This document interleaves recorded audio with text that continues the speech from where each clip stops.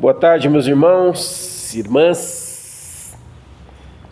Mais uma tarde da esperança, onde a gente está meditando aí no livro de Provérbios. E agora aquela pergunta, né?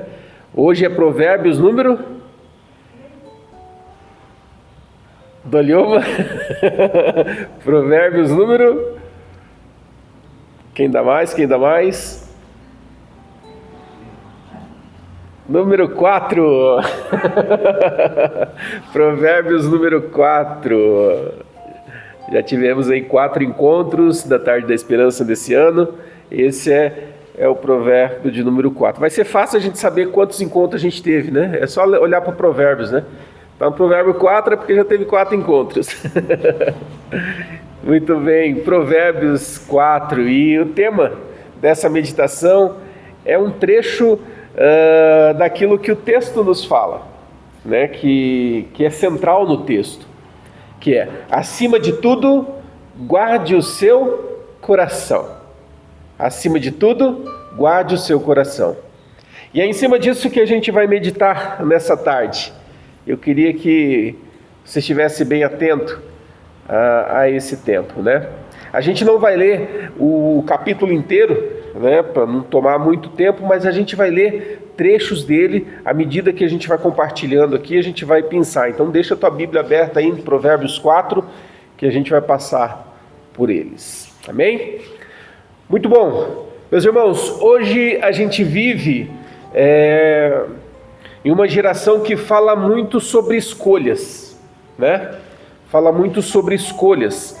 Mas eu quero começar com uma pergunta bem simples. E eu já fiz essa pergunta aqui em outros momentos aqui na igreja.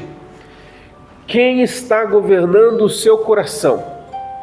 Quem está governando o seu coração? Por que essa pergunta?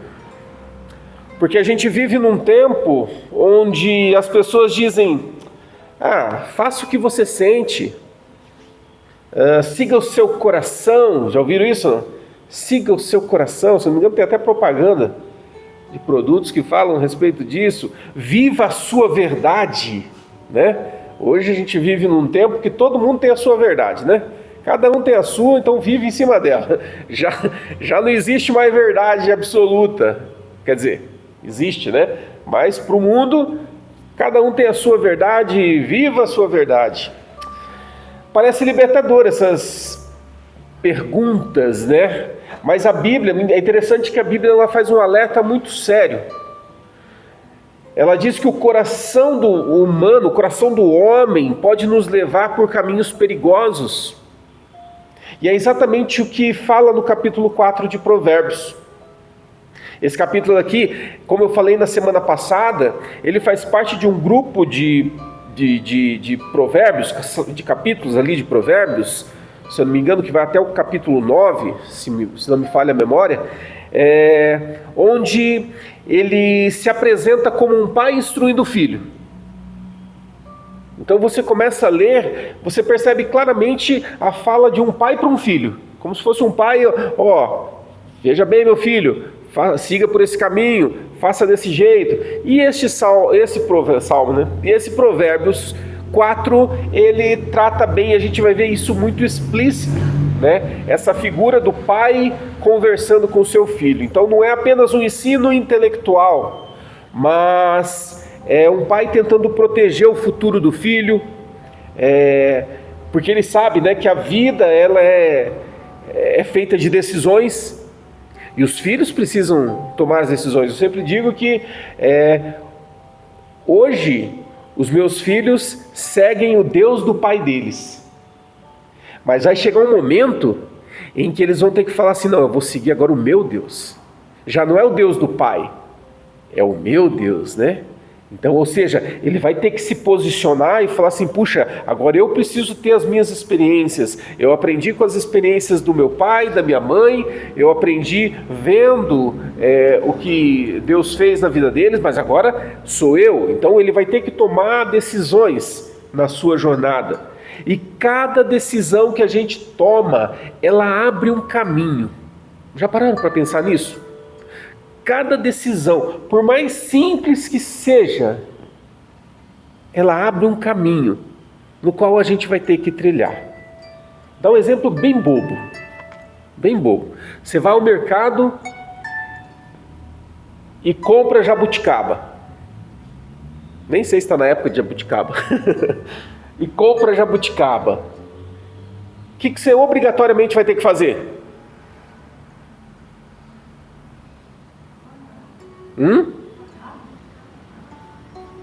Você tem que chupar, no mínimo. Ou doar para alguém, né? Ou fazer um doce, ou fazer um suco, ou enfim. Alguma coisa você vai ter que fazer com aquilo, porque afinal de contas você comprou. Você tomou uma decisão, né? Eu falei que era um exemplo bem, bem simplista, mas para a gente entender que cada decisão que a gente toma abre um caminho que a gente vai ter que passar. Então, se eu comprei jabuticaba, eu não vou comprar para deixar estragar, né? Eu vou ter que chupar aquela jabuticaba, né? Por isso que eu nem compro maracujá, porque eu não gosto de maracujá, então eu nem compro maracujá, porque eu vou ter que chupar. Então, assim, cada decisão. Essa eu dei o exemplo da jabuticaba, mas pensa em outras decisões que a gente precisa tomar, né? Um emprego que você resolve entrar, né? Uma casa que você resolve comprar, um móvel que você adquire novo, enfim, são decisões que a gente toma e que, consequentemente, por causa dessa decisão, ações deverão ser tomadas, obrigatoriamente por causa dessa decisão, né? Por exemplo, outro exemplo, nós compramos recentemente uma pia nova lá para casa, porque a nossa pia já era da casa antes e ela estava num estado lastimável, né? Se assoprasse assim, ela caía, né? Ela estava numa situação bem difícil. E a gente resolveu comprar. Só que a gente comprou pela internet, a gente não foi na loja lá comprar, né? E quando você compra pela internet, não vem a montagem, né? Você comprou pela internet, chegou na sua casa, se vira, né? Ok, a gente sabia disso. Então, quando chegou, o que aconteceu? Qual decisão a gente vai ter que fazer? Montar aquela pia. Demorei quase uma semana para montar aquela pia lá, com outro balcãozinho que veio junto lá. Montou, tá lá, tá perfeito? Tá funcionando. Talvez fosse um montador que trabalha com isso, ia ficar um espetáculo, né? Mas está lá cumprindo a função, tá ótimo, tá legal. Mas a gente teve que tomar uma atitude. Então, assim, as decisões fazem parte da vida da gente, porque elas abrem caminho para ações.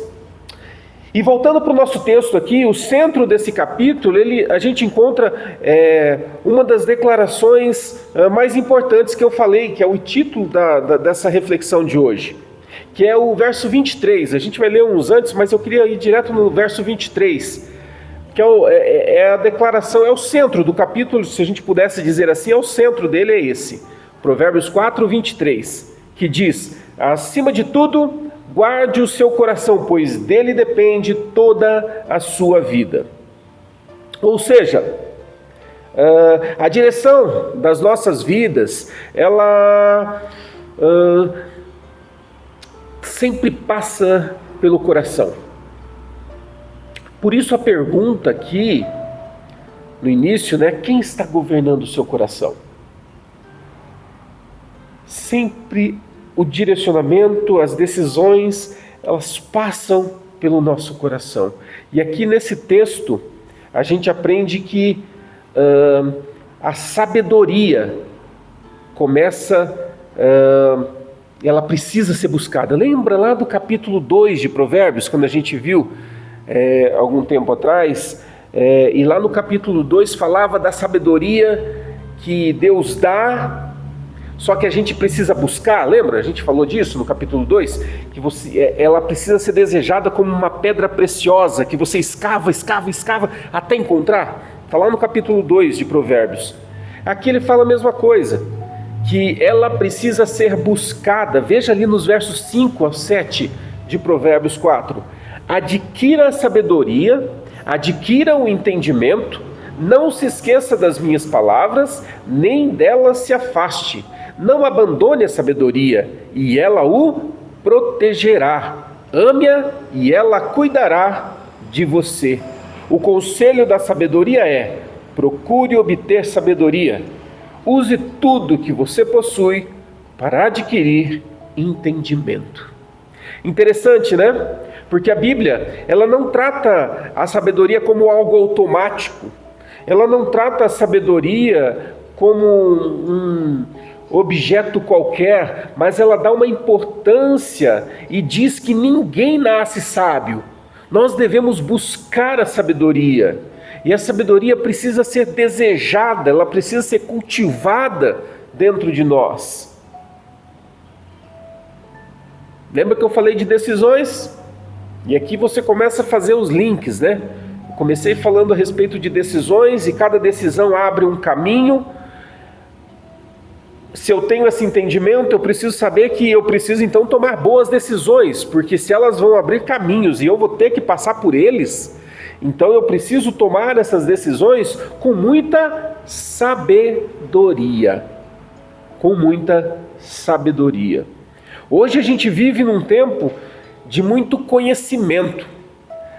Adquirir conhecimento hoje é muito fácil, basta você abrir a internet, começar a dar uma vasculhada ali, você começa a achar curso de tudo, né? Você acha de tudo. Pensa numa coisa, como montar banco de madeira, você vai achar lá. Curso de como montar banco de madeira. Como instalar ventilador, você vai achar lá um vídeo ensinando a colocar ventilador. Como falar em público, você vai encontrar vídeos, cursos ensinando como falar em público. Então, a gente vive nessa era da comunicação. As pessoas têm acesso a livros, vídeos, conhecimento. Eu lembro que quando eu era jovem, muito jovem, que eu ainda sou, né? Quando eu era bem jovenzinho mesmo, que estava na escola, a gente tinha que fazer um trabalho, a gente tinha que ir até a biblioteca. Será que os nossos filhos, ou no caso dos irmãos, né, netos, já entraram numa biblioteca? Será? Mas a gente tinha que ir até a biblioteca, descobrir aonde ficava o livro que falava a respeito daquele assunto que eu precisava fazer o trabalho, pegava aquele livro e você tinha que fazer uma coisa que o pessoal não faz hoje, né? Escrever. A gente tinha que escrever, olhar para o livro e escrever, fazer o nosso trabalho. Hoje não precisa mais disso. Hoje você pode estar almoçando e fazendo a pesquisa do lado ali. Tudo fácil. Acesso está fácil. Mas interessante a gente perceber que informação é diferente de sabedoria. Informação é diferente de sabedoria. Sabedoria dirige a nossa vida. Sabedoria é saber viver. Sabedoria é saber reagir quando alguém te ofende. Sabedoria é saber conduzir a sua vida no temor do Senhor. Isso é sabedoria. O resto é informação. O resto é conhecimento. Eu sei que eu preciso perdoar o meu irmão. Eu tenho o conhecimento, eu tenho o entendimento, mas a sabedoria é aquela que te faz levantar e ir lá pedir perdão para o irmão. É aquela que te faz levantar e ir lá perdoar o irmão. Então percebe? Eu posso ter uma informação, mas não ter sabedoria para saber o que fazer com aquela informação. E a gente vive num tempo assim. Na igreja a gente tem um monte, vou usar um termo aqui chulo, mas enfim, a gente está cheio da igreja de cabeções. Sabe os cabeções? Cabeção no sentido de cheio de conhecimento, conhece tudo. Mas quantos sábios nós temos no meio da igreja? Que é o que nós devemos buscar. A gente aprendeu que ninguém nasce sábio, mas nós devemos, segundo a palavra de Deus, buscar a sabedoria de Deus com intensidade, com vontade, Precisamos cultivar a sabedoria. E a pergunta que fica é: quantas realmente buscam isso, né? Será que nós temos buscado isso? Porque as pessoas, elas, no mundo de hoje, elas buscam muito dinheiro, buscam muito estabilidade, buscam muito conforto, sucesso. Mas parece que a sabedoria ninguém busca, né?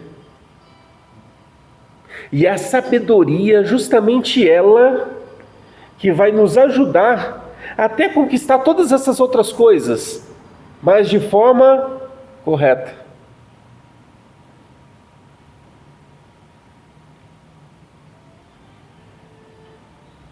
Raramente alguém organiza a sua vida buscando sabedoria. E o problema é que o resultado sempre aparece depois, né? Quando as decisões difíceis da vida chegam, a pessoa percebe que não tem direção. Ai, meu Deus, e agora? O que eu faço? Mas ela já tomou a decisão errada ali atrás, sem sabedoria. Surgiu a situação e agora a gente não sabe mais o que fazer. Não sabe que decisão tomar. O texto também diz que a sabedoria nos livra de caminhos errados. Porque eu falei, né? A vida é feita de direções, mas o texto diz o que ali, ó, nos versos 14 e 15? Não siga pela vereda dos ímpios, nem ande pelo caminho dos maus. Evite-o, não passe por ele. Afaste-se e prossiga. A vida é feita de caminhos. Então percebe, novamente tem essa imagem, né, do pai instruindo o filho, né? É bem característico, né? Não siga pela vereda dos ímpios, né? Não segue aí pelo caminho dos ímpios. Não ande pelo caminho dos maus. Evite-o, não passe por ele. Afaste-se e prossiga.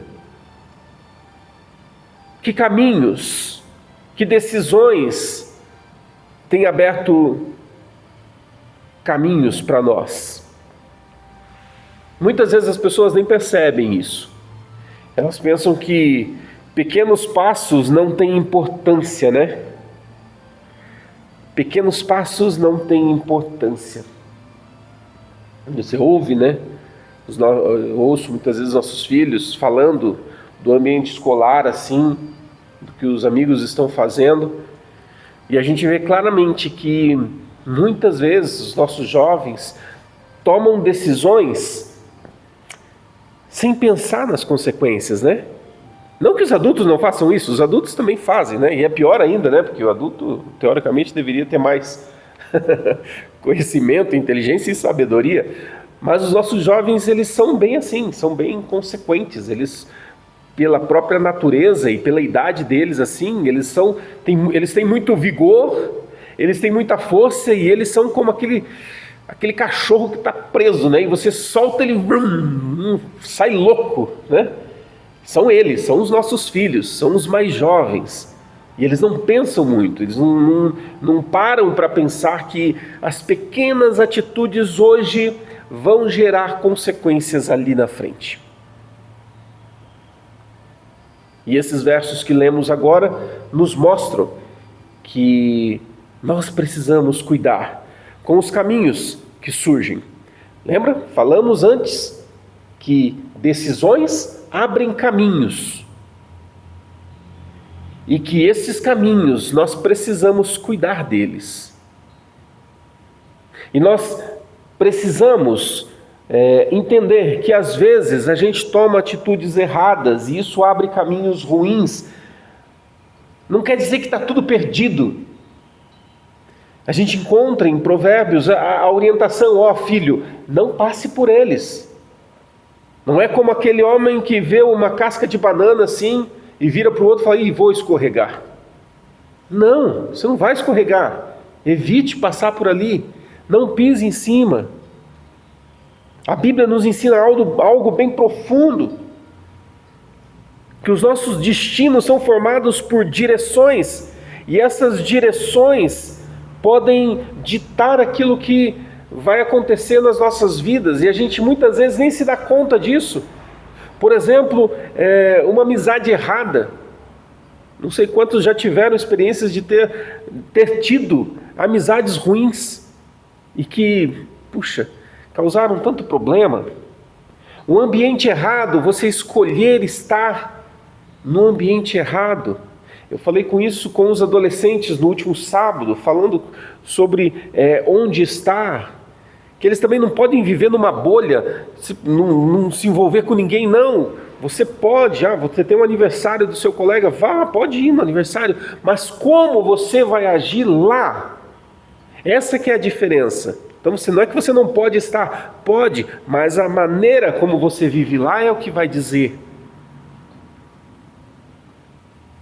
Um hábito escondido, pessoas que agem de uma forma, mas quando está oculto têm hábitos ruins, atitudes erradas. Pessoas que tomam decisão sem antes orar. Ora depois, Senhor, abençoa o que eu fiz. Quando talvez deveria falar, Senhor, é por aqui mesmo? É por aqui mesmo? A tua palavra me orienta por aqui? Pequenas escolhas começam a formar os nossos caminhos.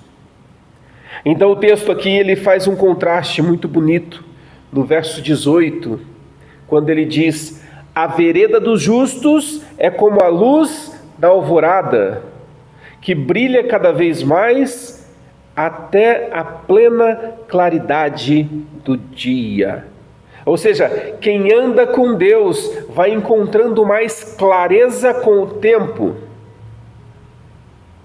Vai encontrando mais clareza. Quanto mais você se aproxima de Deus e vive na presença dEle e anda na sua palavra, lembra que a gente lê que a palavra de Deus é luz para os caminhos?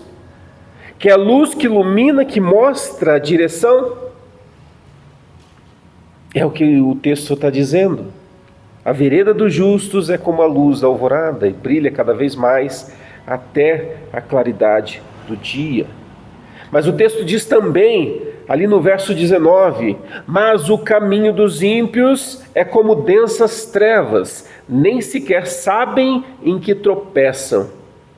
Sabe quando você olha para a pessoa e fala, meu Deus, a pessoa só erra, só faz coisa errada, só vive no pecado, é pecado em cima de pecado, pecado em cima de pecado. É o caminho dos ímpios, é como densas trevas, nem sequer sabem em que tropeçam. Esse é o caminho dos maus. Essa é a diferença. Quem caminha com sabedoria cresce em clareza. Quem ignora a sabedoria vive tropeçando sem entender o porquê.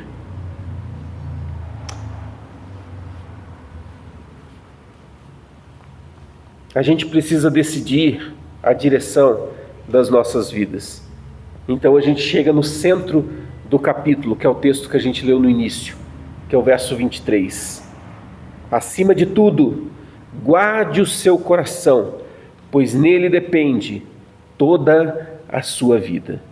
Essa expressão aqui, acima de tudo, significa entre todas as coisas que você protege na vida, proteja principalmente o seu coração. Porque a linguagem bíblica aqui, o coração é o centro da vida. O coração é onde nascem os pensamentos, os desejos, as decisões, as intenções. Por isso que o texto continua com aplicações muito práticas aqui. Se a gente continuar aqui no verso 24 até o 26, veja que ele diz ali: afaste da sua boca as palavras perversas, fique longe dos seus lábios a maldade, olhe sempre para frente, mantenha o olhar fixo no que está diante de você. Veja bem por onde anda, e os seus passos serão seguros. Olha só. Que preciosidade nós temos nas nossas mãos. Ah, pastor, você fala que a Bíblia orienta o nosso caminho? Alguém tem mais alguma dúvida? Encontramos na palavra de Deus toda a direção para a nossa vida, para termos uma vida de sucesso, para termos uma vida de paz, de alegria. Afaste da sua boca as palavras perversas. Para de falar o que não deve. Fique longe dos seus lábios toda maldade, toda fofoca, toda mentira. Afaste de você isso. Olhe sempre para frente, mantenha o olhar fixo adiante de você. Veja bem por onde anda e os seus passos serão seguros. Lembrando que Provérbios, já falei isso no primeiro capítulo lá, Provérbios não são mandamentos. Eles não são mandamentos, eles são conselhos. E conselho você faz ou não, né? Eles são conselhos, e se a gente entende que a palavra de Deus são conselhos de Deus para nós, aí você escolhe seguir os conselhos de Deus ou não. Acho que é uma decisão meio óbvia, né? Mas percebe que tudo começa no coração. Se o coração está desordenado, a vida vira uma bagunça. Mas se o coração está alinhado com Deus, a vida encontra direção. Não quer dizer que uma vida alinhada com Deus é livre de todos os obstáculos, livre de todas as lutas. Não. Lembra que em outros encontros que tivemos, eu falei a respeito do quarto escuro? Se você entra num quarto escuro, suponhamos que a gente estivesse nesse ambiente aqui, e ele tivesse totalmente escuro, totalmente, você não enxergasse um palmo à frente do nariz, mas tivesse aí uma pequena lanterna na sua mão, num ambiente todo escuro, você iria andar aqui e tropeçar nessa caixa e cair e se machucar, né? Mas se você tiver com a lanterna na mão, a caixa vai sair do lugar? Não, a caixa vai continuar aqui. A diferença é que com a lanterna em mãos eu vou saber onde ela está e vou poder desviar. É exatamente isso que a gente precisa entender, que um coração alinhado com Deus, nós vamos saber exatamente por onde andar. Os problemas e os obstáculos vão continuar surgindo no nosso caminho. As pedras vão continuar aparecendo no nosso caminho. A diferença é que Ele vai direcionar a minha vida para que eu possa desviar. Ter o coração alinhado com Deus é a meta de cada um de nós. Como isso conversa com a nossa vida? A gente guarda o coração quando a gente escolhe com cuidado o que a gente consome, por exemplo, na internet. A gente guarda o nosso coração. Se a gente entende que o nosso coração vai nos levar a tomar algumas ações, por que a gente lê? Eu falei recentemente daquela questão das emoções, né? Que a gente não consegue controlar as emoções, né? Se eu fizer alguma coisa aqui e você levar um susto, você não conseguiu controlar o teu susto? Né? Não, você não consegue controlar. Mas você consegue controlar aquilo que você faz com as suas emoções. Isso você consegue. E é justamente isso. Escolher com cuidado aquilo que a gente olha e a gente vê na televisão, na internet. A gente guarda o coração quando a gente vigia os nossos pensamentos. Um homem que adultera, que trai a sua esposa, não foi um deslize.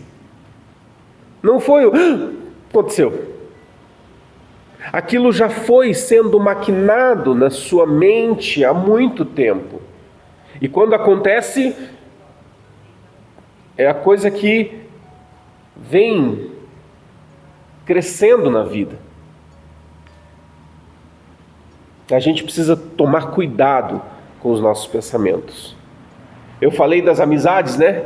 Cuidar com as amizades. Cuidado com as pessoas que a gente se associa. Cuidado com as pessoas que nós nos juntamos.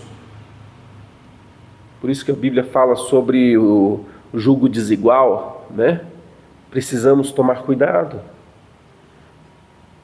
Nós precisamos tomar nossas decisões à luz da palavra de Deus. E a gente precisa levar as nossas escolhas para Deus em oração. Senhor Jesus, eu preciso tomar uma decisão. Eu preciso saber o que fazer. Senhor, me dá a direção. E Deus dá. E Deus dá. Eu tenho inúmeras experiências nessa área. Inúmeras. De buscar a Deus em oração e Deus dar a direção. E a gente tomar essa decisão em cima disso. Deus mostra os caminhos. Ele mostra aquilo que é bom, Ele mostra aquilo que é ruim. E obviamente você toma a decisão, né? Não é Deus que toma a decisão por você, mas Ele te mostra a direção. Ó, meu filho, por aqui é o melhor caminho. Ó, por aqui você pode se dar mal. As decisões são nossas. Por isso nós precisamos levar as nossas escolhas em oração. A verdade, meu irmão, minha irmã, é que ninguém perde a sua vida de uma vez. Mas, aos poucos, à medida que você vai abrindo mão das escolhas certas e dos posicionamentos corretos que a gente precisa ter. Um passo errado de cada vez vai nos levar à derrocada. Da mesma forma que um passo correto de cada vez vai nos levar a uma vida cheia de bênçãos do Senhor. Eu quero concluir essa nossa reflexão de hoje à tarde, imaginando o seguinte, que quando a gente lê Provérbios, talvez a gente pense, será que dá para viver assim? Quem consegue viver assim? Ao ler Provérbios, talvez você se pergunte, será que alguém consegue guardar o coração perfeitamente? E é aqui que entra a esperança do Evangelho. É aqui que entra essa esperança no Deus vivo, porque Deus sabe que o nosso coração é frágil. Deus sabe, Deus conhece o nosso coração. E por isso Ele fez uma promessa maravilhosa que está lá em Ezequiel 36, 26, que diz assim, ó: darei a vocês um coração novo, e porei um espírito novo em vocês. Tirarei de vocês um coração de pedra, e lhes darei um coração de carne. Deus conhece o nosso coração. Ele conhece a nossa fragilidade, Ele conhece a nossa limitação, e aqui essa promessa se cumpre em Jesus Cristo. A promessa foi lá em Ezequiel, mas quando chega em Jesus, essa promessa se cumpre. Ele não veio apenas para ensinar sabedoria, Ele veio para transformar o coração humano. Ele veio para mudar o cenário. E quando Cristo entra na vida, quando Ele entra na vida de alguém, Ele começa a reorganizar o seu interior. Por isso que fala que aquele que está em Cristo é uma nova criatura. Porque Cristo começa a modificar. Então, quando a gente olha para este cenário agora, a gente percebe que, puxa, eu já tomei tanta decisão errada, eu já fiz tanta coisa errada na minha vida, não tem mais, eu vivi minha vida inteira, já sou adulto, quase velho, e já não tem mais solução, já fiz muita besteira. Aquele que está em Cristo passa por essa transformação diária, ele começa a mudar o coração, e quando ele muda o coração, a vida muda. Porque lembra que do coração brota as decisões? Se Cristo mudou o seu coração, a sua vida começa a mudar. O seu destino começa a mudar. Então, meu irmão e minha irmã, guarde isso no seu coração hoje. A direção da sua vida, ela sempre será a direção do seu coração. Por isso que a palavra ali no verso 23 diz: acima de tudo, guarde o seu coração, pois dele depende toda a sua vida. Que o seu coração possa estar no Senhor. Que o seu coração possa estar inteiro no Senhor. E que o seu desejo seja: Senhor, molda o meu coração, transforma o meu coração. Talvez você olhe para dentro de si e identifique áreas que precisam ser mudadas, precisam ser corrigidas. Senhor, eu ainda tenho esse coração duro, eu ainda tenho dificuldade para amar todas as pessoas, eu tenho dificuldade de perdoar, eu tenho dificuldade para controlar a minha língua, eu tenho dificuldade em ser honesto, eu tenho dificuldade... Cada um vai conseguindo identificar áreas que precisam ser transformadas, e daí a gente leva em oração e fala: Senhor, o Senhor tem me dado sabedoria, eu tenho buscado essa sabedoria do Senhor e tenho entendido que eu preciso mudar na minha vida. Então, Senhor, me ajuda a mudar, transforma a minha vida, transforma meu jeito de ser. Percebe que parte de você